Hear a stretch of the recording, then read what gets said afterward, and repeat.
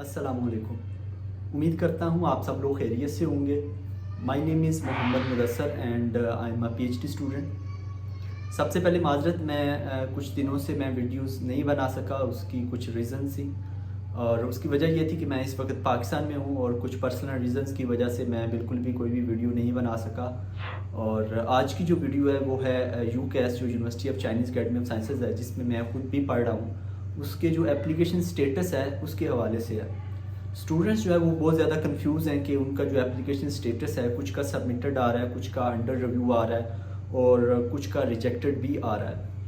सबसे पहले मैं आपको ये बता दूं कि अगर तो आपका एप्लीकेशन स्टेटस अंडर रिव्यू या फिर सबमिटेड आ रहा है तो फिर इसमें आपको बिल्कुल भी घबराने की ज़रूरत नहीं है। और अगर आपका जो एप्लीकेशन स्टेटस है वो रिजेक्टेड आ रहा है तो इसका मतलब ये है कि आपकी जो एप्लीकेशन है वो इनिशियल रिव्यू में ही आपकी एप्लीकेशन रिजेक्ट कर दी गई है और उसकी कोई भी रीज़न हो सकती है।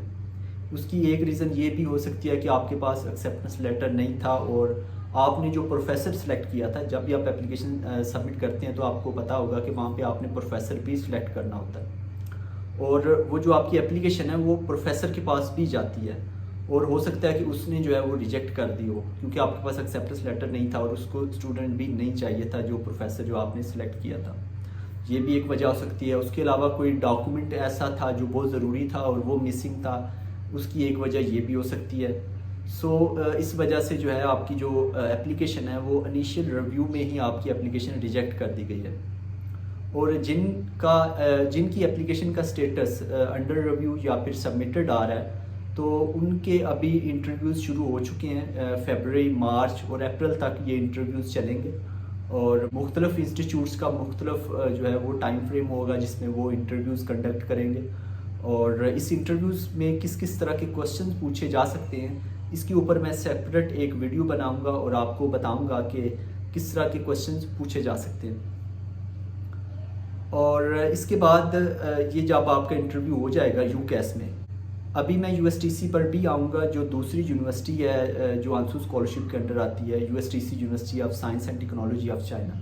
उसके ऊपर मैं बाद में आता हूँ, अभी मैं यूकेएस पे बात करूँगा। और उसके बाद जुलाई में इनकी लिस्ट लगती है और उसमें दो चीज़ें हो सकती हैं, या तो लिस्ट लगेगी या फिर जो है वो पर्सनली जितने भी सक्सेसफुल कैंडिडेट्स हैं, जिसमें 300 पीएचडीज होते हैं और 200 मास्टर्स के स्टूडेंट होते हैं, इनको या तो लिस्ट लगती है या फिर इनको जो है वो पर्सनली सक्सेसफुल कैंडिडेट्स को ईमेल्स की जाती हैं। जैसा कि 2022 में जब मेरा एडमिशन हुआ था तो इनकी लिस्ट लगी थी और उसके बाद 2023 में ये हुआ था कि इन्होंने जो सक्सेसफुल कैंडिडेट्स हैं उनको पर्सनली ईमेल्स की थी कि आपका एडमिशन हो चुका है। जुलाई में आपको ये ईमेल्स या फिर जो लिस्ट लग जाएगी और उसके बाद और जुलाई के लास्ट तक या फिर अगस्त के फर्स्ट वीक तक आपको 2 डॉक्यूमेंट्स आपको चाइना से डिलीवर हो जाएंगे, आपके जो भी एड्रेस दिया होगा उसके ऊपर। उसमें एक तो जेडब्ल्यू फॉर्म होगा और दूसरा डॉक्यूमेंट होगा एडमिशन लेटर। ये दोनों डॉक्यूमेंट बहुत ज़रूरी हैं आपका वीज़ा प्रोसेस करने के लिए और इस पर मैं एक सेपरेट वीडियो बनाऊंगा कि कौन कौन से डॉक्यूमेंट्स चाहिए आपका वीज़ा प्रोसेस करने के लिए।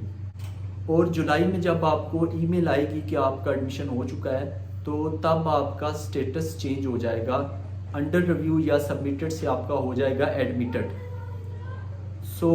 इस तरह से आपका स्टेटस जो है वो आपका जुलाई में जाके चेंज होगा अगर आपका अभी अंडर रिव्यू या फिर सबमिटेड। यूएसटीसी की बात करें, USTC is university of science and technology of China. जैसे कि आपको मैं मुतअद्दिद बार बता चुका हूँ कि जो आंसू स्कॉलरशिप है उसके अंडर 2 ही यूनिवर्सिटीज़ हैं, यूएसटीसी और यूकेएस। यूकेएस का मैंने आपको बता दिया, इसका टेस्ट नहीं है, सिर्फ इंटरव्यू है। जबकि जो यूएसटीसी है उन्होंने इस दफ़ा जो है वो टेस्ट कंडक्ट किया था 25-26 को गालबन, और उसका टेस्ट हो चुका है और अभी आई डोंट नो कि वो जो है वो इंटरव्यू भी कंडक्ट करते हैं या नहीं करते।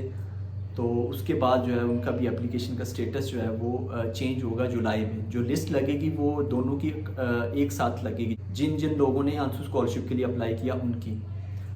यहाँ पर एक बहुत इंपॉर्टेंट इशू जो मैंने भी फेस किया था, शायद आपके साथ भी ये मसला हो, कि जो पासपोर्ट नंबर है वो आपका जो है वो जब आपने अप्लाई किया था तो तब आपका पुराना पासपोर्ट नंबर था।